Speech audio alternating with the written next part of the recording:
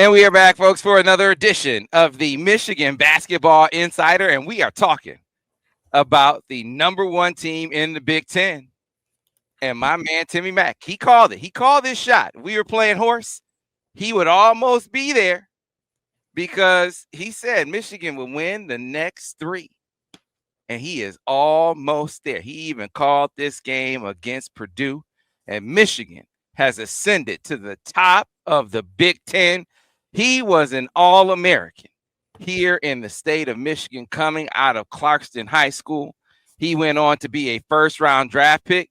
Someone told me he was almost on that story, that 84 Olympic team. He has to tell me that story one day. All the stories he's told me, he hasn't told me that story. So we might get to that one day.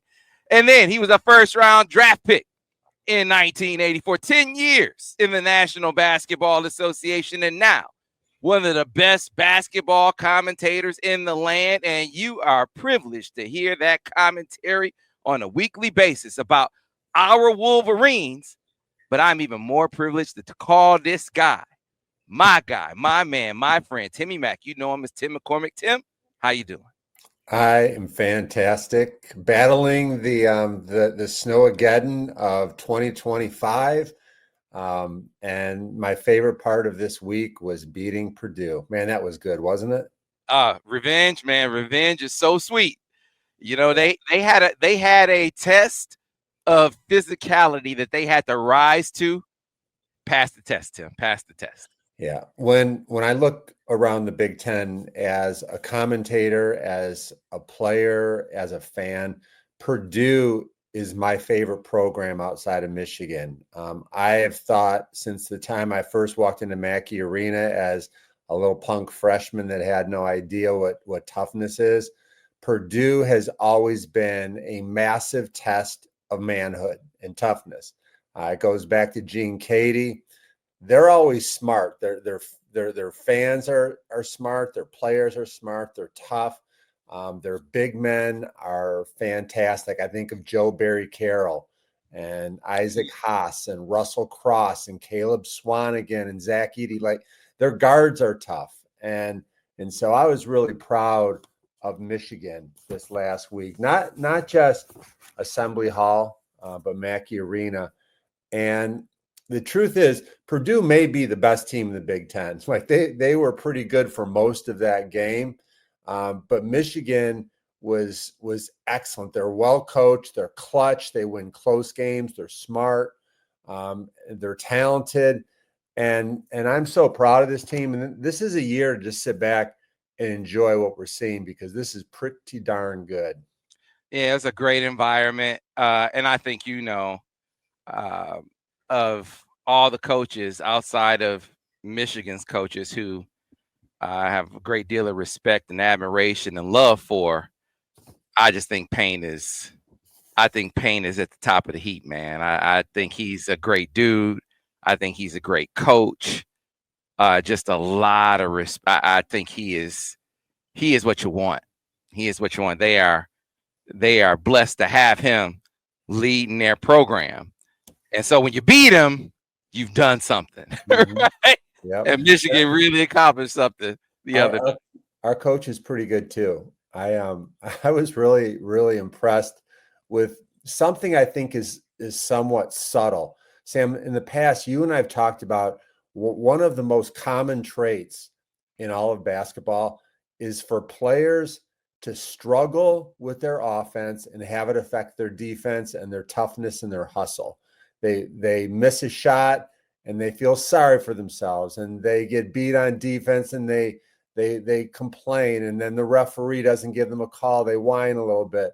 I call it competitive spirit, and Michigan may have played one of the best competitive spirit games that I've seen from a Michigan team. They showed so much resilience.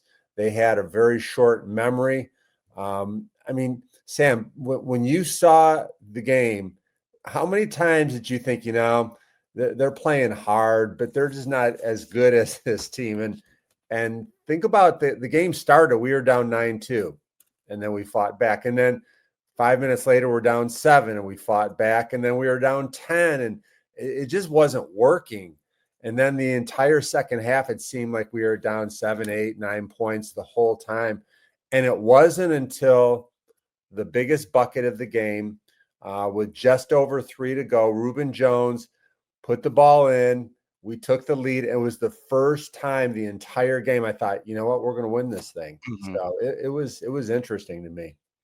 Yeah, it was a game where it tested your resolve, but it was a game where it showed how much they've grown in that department over the span of weeks. Like we started out the season talking about, man, these tight games, they don't have that it factor. It's whether it's getting a rebound or getting a stop or making a free throw. They just aren't making those plays. And we really saw them early in that game down in Purdue, just that challenge of getting hit in the face. And boy, they just crumbled. Well, in this game, coming out the gate, you're talking about being down 7-0. It felt like they were in danger very early of having history repeat itself. Yeah, Tim, and another common theme that you and I discussed, we discussed it ad nauseum. I talked about it with Ira Weintraub on the morning show for a length of time. I talked about it with Daniel Horton, who's a point guard. I said, you need to have your floor leader have that role be defined for moments like that, where the rest of the team needs something. Maybe they need a bucket. Maybe they need to be calmed down. Maybe they need to be fired up. Whatever it is, he has to be able to fill that gap. And in that moment, Tim, they needed juice. They needed buckets. They needed confidence. He needed to give them all of those boxes. And in that moment, Tre Donaldson checked all those boxes. Yeah, I also gained even more appreciation for Smith as a point guard. We talked probably 3 weeks ago about who's the MVP of the Big Ten, and it's him. Like, Braden Smith is tough and he's skilled, and I also thought it was kind of funny. I'm going to get back to Tre, but you sparked point guard play, and the fact that Braden Smith was complaining about the referees and them not getting enough calls and the free throw disparity, I actually think there's some truth to that. I thought Michigan got a really favorable whistle in that game. But back to Tre Donaldson, he's just a darn good player. And I'm not as much a fan of like praising one player over another, and especially a game like that. But Tre Donaldson has really grown as a player, and I see so much of Dusty May in him. I know that Dusty pours into him all the time, and it's just another example of how fortunate we are that Dusty May is our coach, because he if he was a baseball pitcher, he pitched a shutout in that game with his decision making. He did so many little subtle things to keep his guys in it, and what he did was a masterpiece. Yeah, you nailed it. For the record, Dusty, after the game, he talked about Tre. Said, I don't think Tre played particularly well for the game. Mm-hmm. He played really well early in the game in that sort of 5-minute span to keep him in it and allow the other guys to get settled. And that's what they needed in that moment. But for the entirety of the game, I don't think he played particularly well. That was one of the reasons why we saw a lot of LJ Kaysen a little bit later. But Braden Smith played really well for the entirety of the game. And, I'm with you. My respect for Braden Smith has grown exponentially. I think he is a tremendous player. I asked, what are ways in which you can affect Purdue? Can you, I remember asking a point guard, I asked Daniel this, can you speed them up? He said, you can't speed Braden Smith up. Maybe you can run a bunch of bodies at him. Michigan did that. After the game, Mike Boynton texted me, and I don't think he will mind me sharing this text with you, Tim, and with the listeners. He said, here's a short list of guys who played point guard in college that I've coached against: John Wall, Jalen Brunson, Tremont Waters, Devin Dotson, Joel Berry, Brandon Knight, Eric Bledsoe, Javon Carter, Deuce McBride, Trae Young, Steph Curry, Frank Mason. Steph is the only one who at the time has been better than Braden Smith. Talking about not talent-wise. Understand, he's not saying more talented, but talking about college point guard. College point guard, just playing point guard in the college space. That time, he said that's the only guy who he thought was playing point guard in college better than Braden Smith is playing right now, which is high praise. When you look at Purdue's team, I don't think they're very talented. You know, Kaufman-Renn is a good player. He's a really good player. And I've known Fletcher Lawyer since he was in like 7th or 8th grade. So I'm a big fan of his. I don't know if he was particularly strong, but they only had 3 guys that you have to worry about scoring on that team. And if you can take one of those 3 away, you've got a great chance to beat them. I love what he does, and I think that all of the Big Ten point guards should watch him play.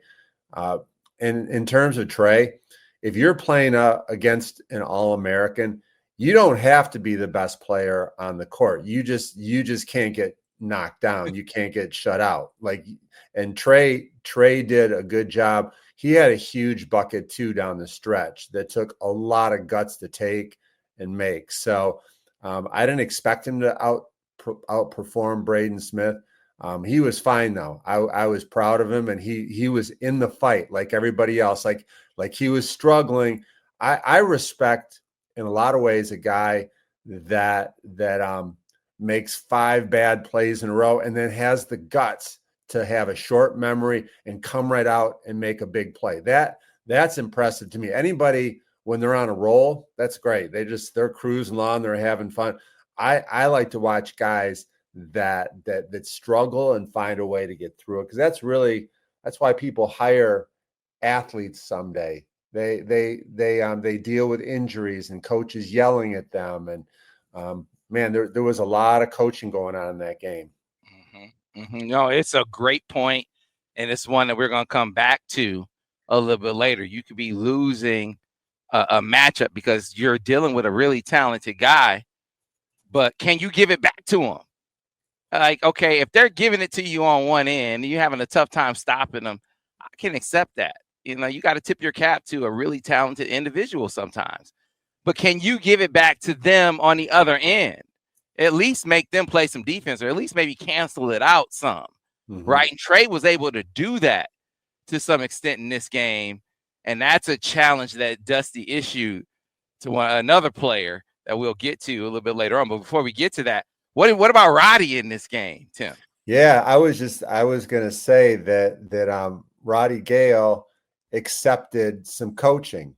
I think he went 4 straight games without getting to double figures. That's not him. And once again, I don't know if he's got an injury or if he got that mysterious flu bug that was going through all the big guys.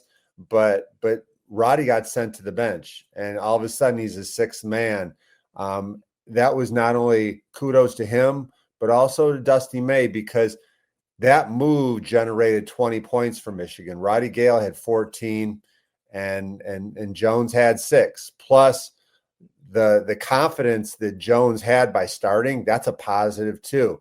And I thought that Roddy Gayle was superb, but it wasn't just him. Maybe the biggest key in the game is that Michigan's bench outscored Purdue 21-0. That was sensational. I also thought the way that Dusty May used his zone defenses really seemed to keep Purdue off balance. Like, I'm not saying it shut them down, but it was a low assist game, and that means there's a lot more one-on-one that was going on, and that's not Purdue's game. Purdue runs their system. They're usually a high assist team. So I thought that was a really good subtlety that Dusty May did to try to make it more of a one-on-one game, because that's more of an advantage for Michigan. Yeah, it was one of those contests where you needed to try to, how do you prevent them from pounding you so much on the ends. I mean, they were pounding them, Tim. Yeah. How do you kind of mitigate that some, right? And kind of take your chances in some of these scenarios with some of these perimeter guys. Maybe I want to take my chances with that a little bit more. I like that scenario a little bit more. I also want to do a little role play with you as well, because you were talking about some of the adjustments. That's an observation that I like from you. Also, an observation that I want from you is what you think of the exchange between Dusty May and Vlad Goldin, because that's the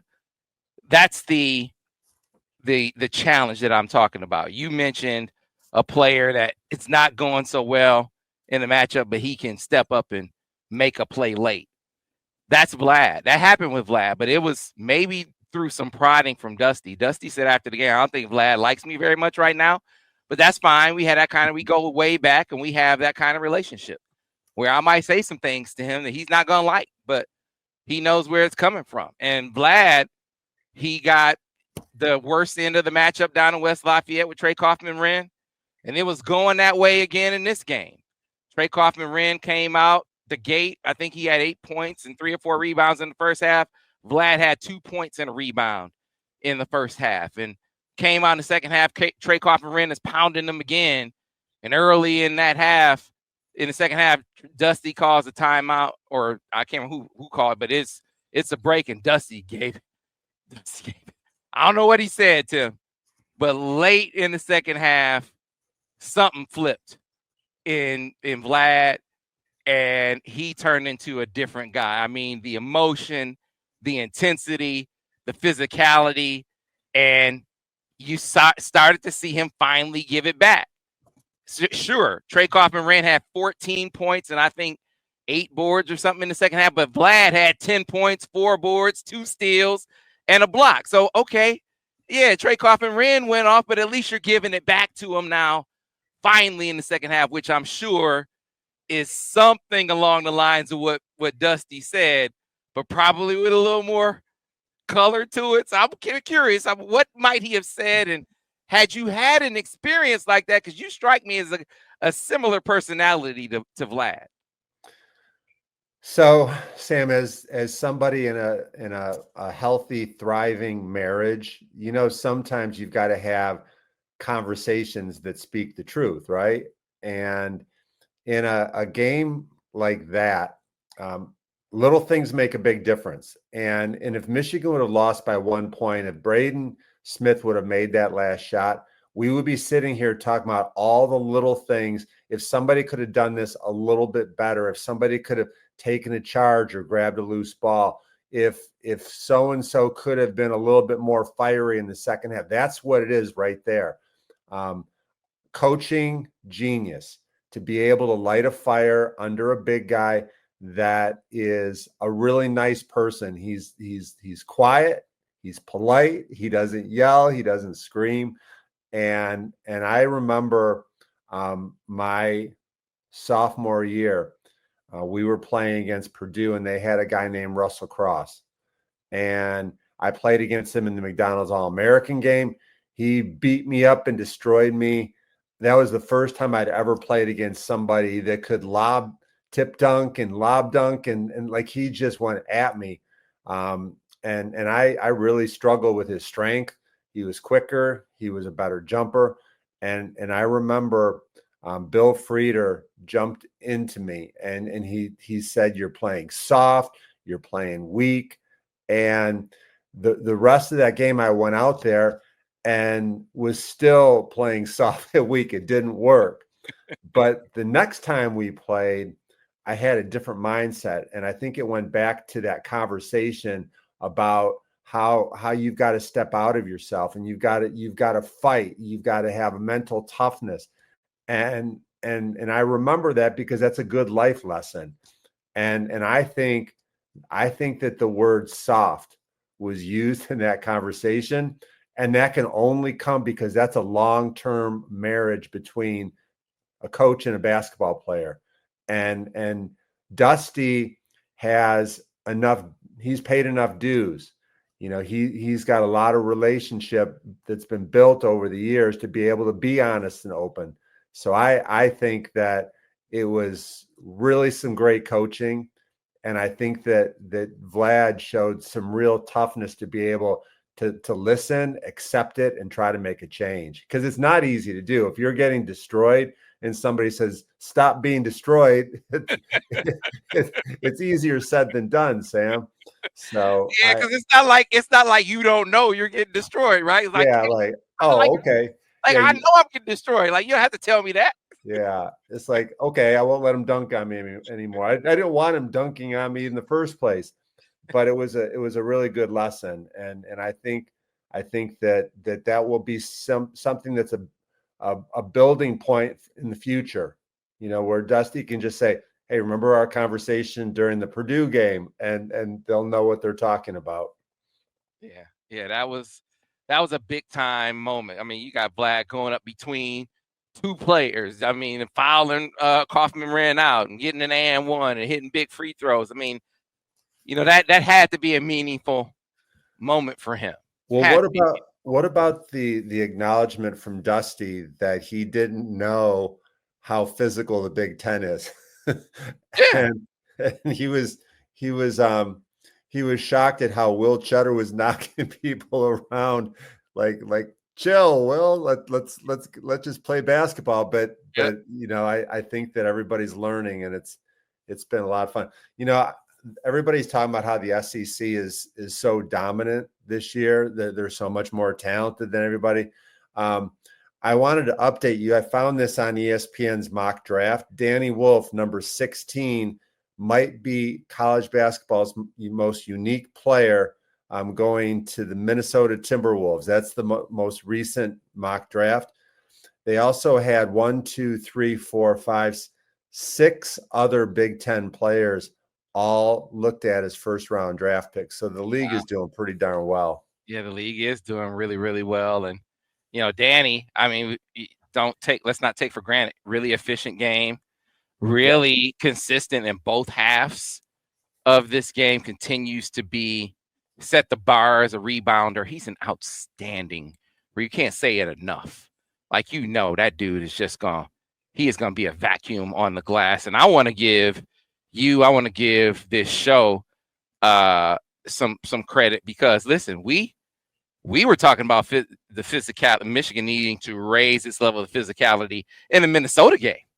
Mm-hmm. I mean, short of before the Purdue debacle, we were like, wait a minute. And not even talking about Dawson Garcia. We were talking about Mike Mitchell and Lukai Patterson. Like, wait a minute. These dudes are getting to the rim with not quickness, physicality. Right. Michigan is going to have to raise their level in that regard. So just look out for that. And then, of course, Purdue happens, and Dusty was like, hey, we got a problem.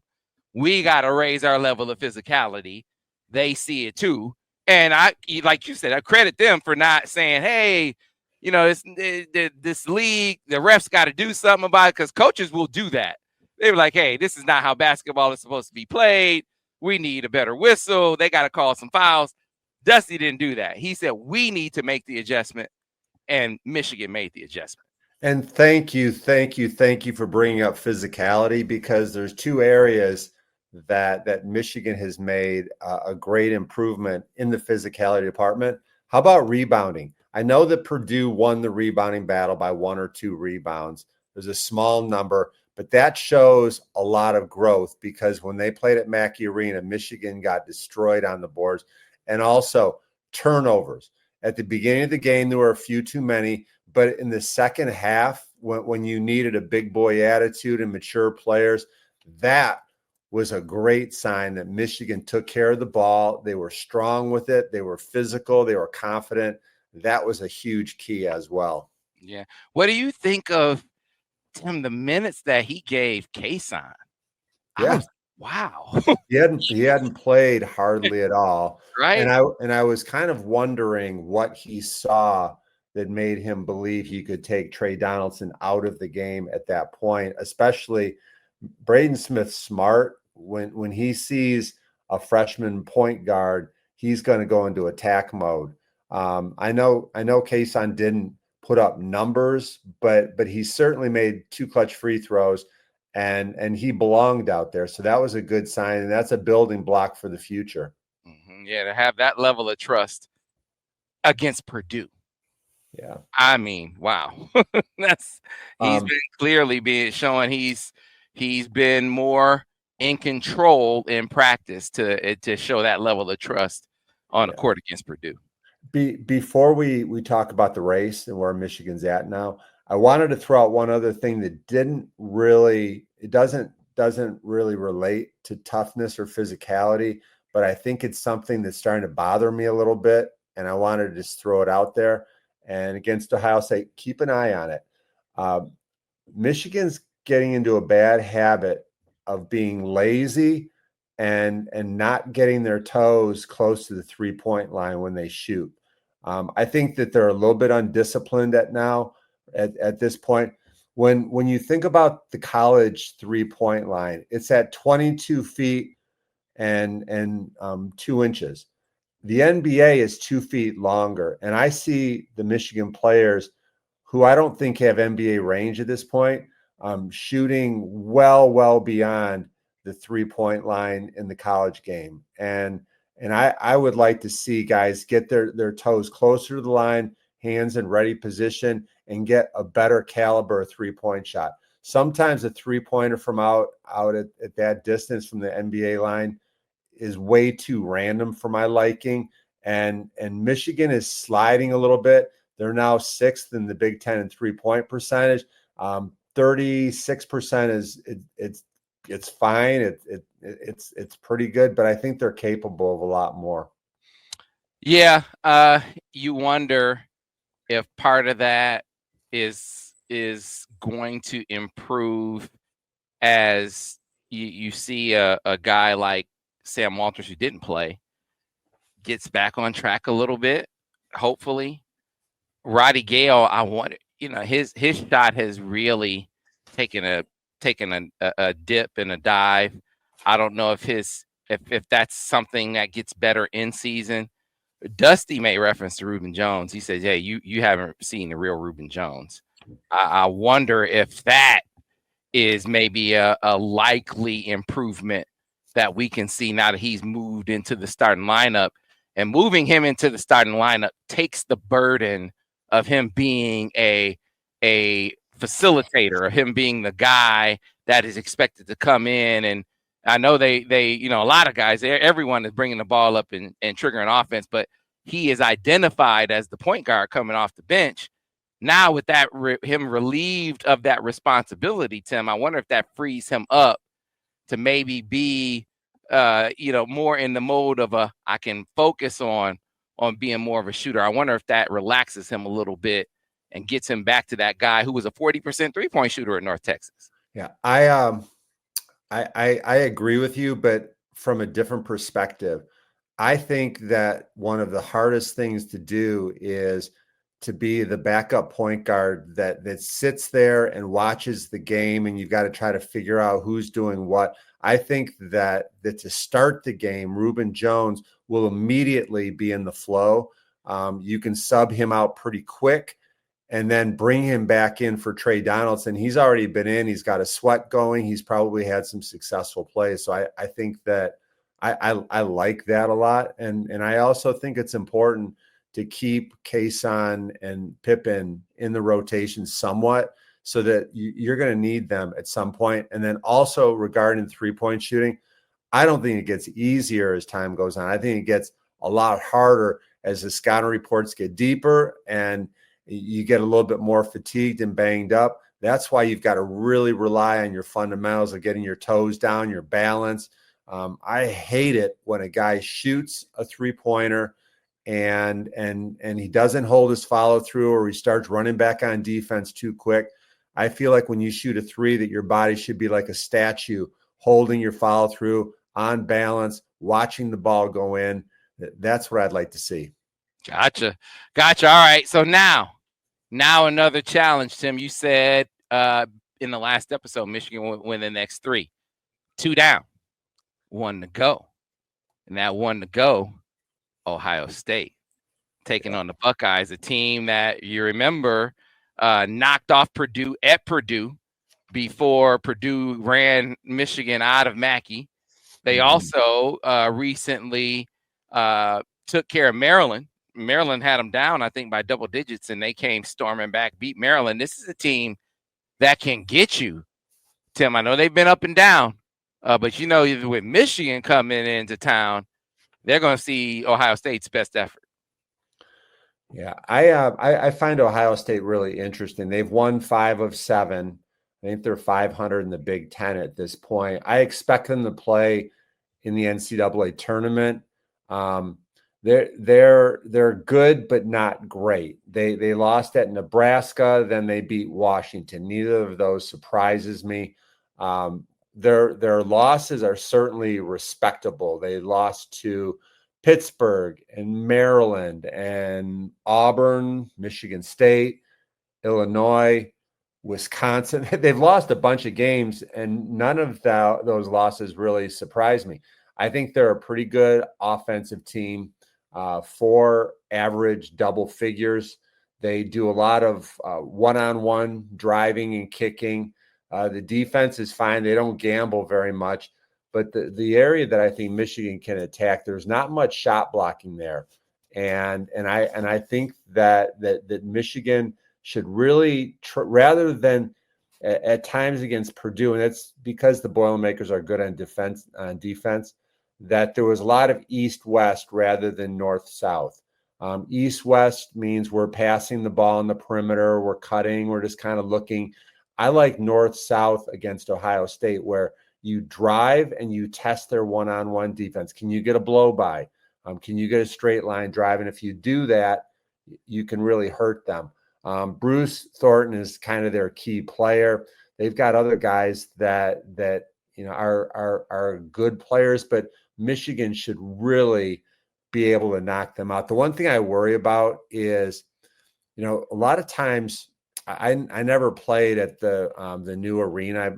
I mean, I've broadcast a bunch of basketball games there, but the environment is not great, which is kind of surprising. Like I've never been there for a full house, and I assume this will be one.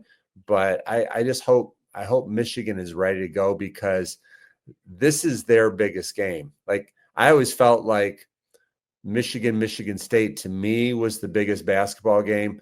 Ohio State was good rival, but I thought Purdue and Indiana meant more to me than the Michigan-Ohio State basketball game. So I don't think that's the case for Ohio State. This is their big game.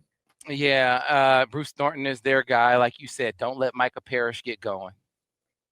That's what happened against Purdue.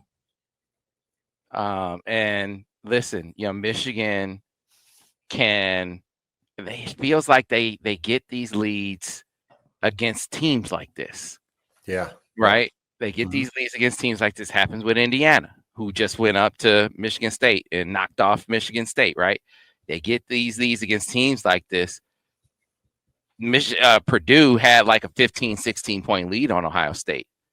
And Ohio State came all the way back and beat them in Mackey. You can't get fooled against this squad.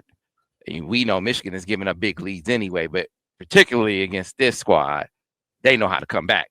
It happened against Maryland. Maryland had them down big as well. They came storming back.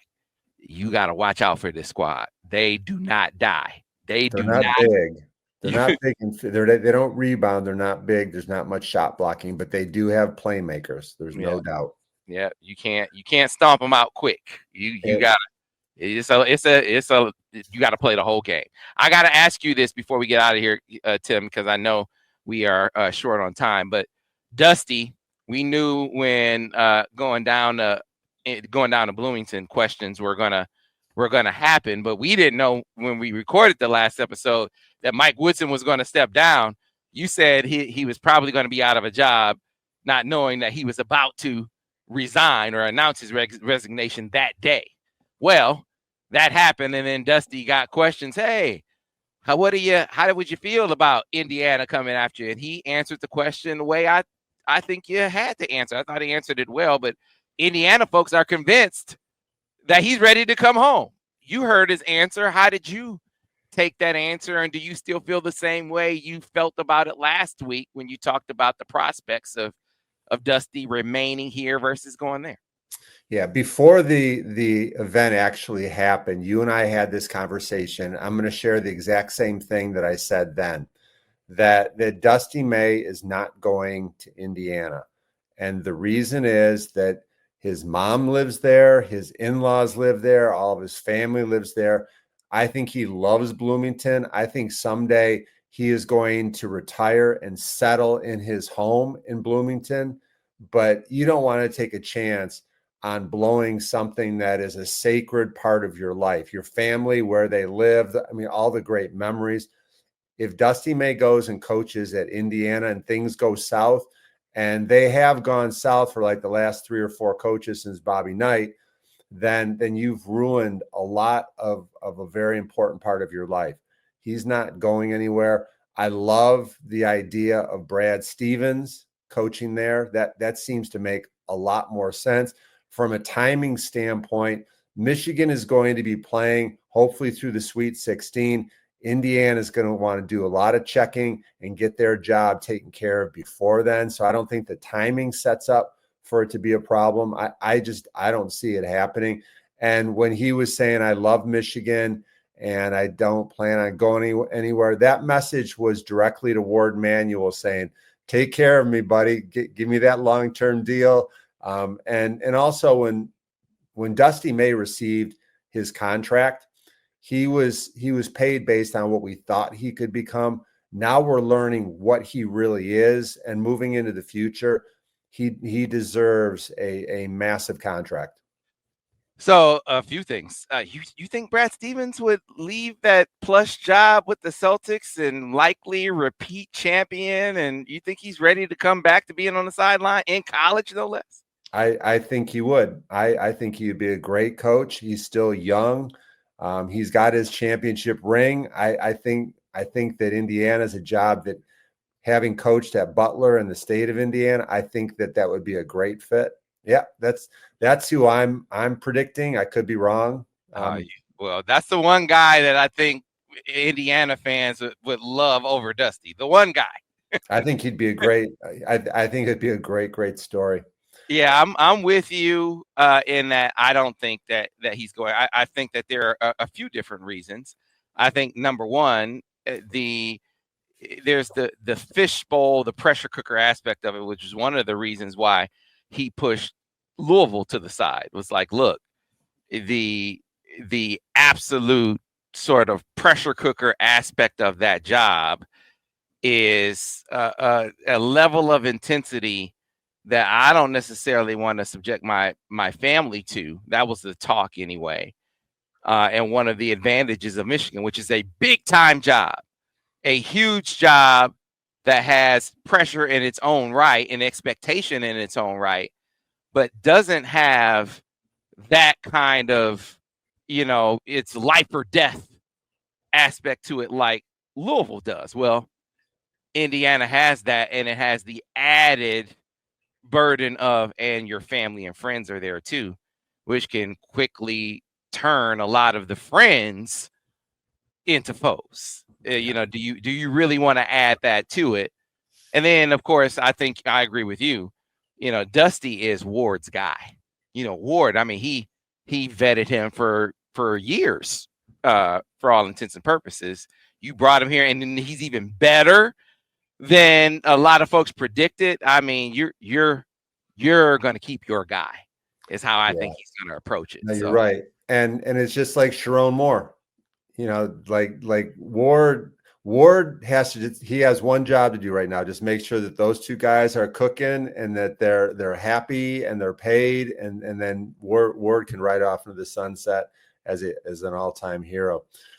Sam, I had one other thing. I wrote this down because I think it's a good way to end. Here's the race in the Big Ten as we talked about. Michigan is 11-2, right? Do you remember how many losses I said the Big Ten champ would have? You said 5, right? 5. Good memory. So that means that Michigan has 7 games remaining.